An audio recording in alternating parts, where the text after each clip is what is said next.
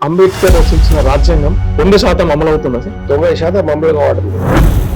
డబ్బులుంటే అధికారం ఉంటే చట్టం చుట్టం అవుతుందా? మీ అనుభవం ఏం చెప్తున్నది? లేదా ప్రజల అనుభవం ఏం చెప్తున్నది? సో డబ్బులకు న్యాయం కొనుక్కోవచ్చా? డబ్బులకు న్యాయం కొనుక్కోవచ్చా? అధికారంలో ఉన్నటువంటి వాళ్ళకి అనుకూలమైనటువంటి తీర్పులు చెప్పారు కాబట్టి వీళ్ళకి పదవులు వచ్చినాయని. సో రీసెంట్ గా ఢిల్లీ జస్టిస్ ఇంట్లో నోట్ల కట్టలు దొరికినాయి. దాని మీద మీ అభిప్రాయం ఏంటి? ఒక జడ్జి కూడా డబ్బులకు న్యాయం చేస్తున్నాడంటే ఇంకా న్యాయం అనే పదాన్ని కూడా అర్థం కాదు. మంత్రులు తీసుకోవచ్చా? ఎమ్మెల్యేలు తీసుకోవచ్చా? అటువంటి వాళ్ళని కూడా శిక్షించడానికి న్యాయస్థానం ఉంది కదా.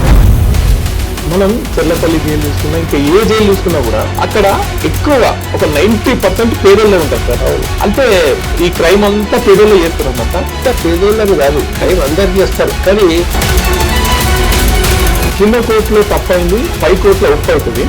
కింద కోర్టులో ఒప్పు అయింది, పై కోర్టులో తప్పు అవుతుంది. ఎట్లా కింద కోర్టులో తప్పు అయింది, పై కోర్టులో ఒప్పు ఎట్లా అవుతుంది?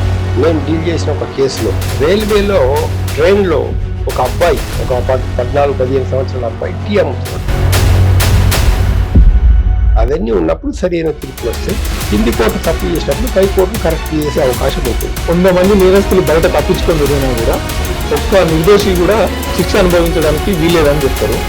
రీసెంట్ గా చూసుకుంటే అమరుడైన సాయిబాబా విషయంలో 10 ఏళ్ళు జైలు శిక్ష అనుభవించిన తర్వాత ఈయన నిర్దోషి అని చెప్పేసి తీర్పు వచ్చింది. అంటే 10 ఏళ్ళు ఆయన కాలం, ఆయన జీవితం ఏం కావాలి?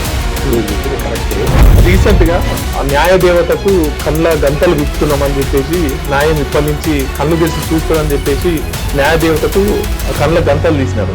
అంటే ఇంత ముందుకు న్యాయం జరగట్లేదనా? అది ఇప్పుడు మటుకు న్యాయదేవత 2 కళ్ళు కలిసి చూస్తున్నారు కదా.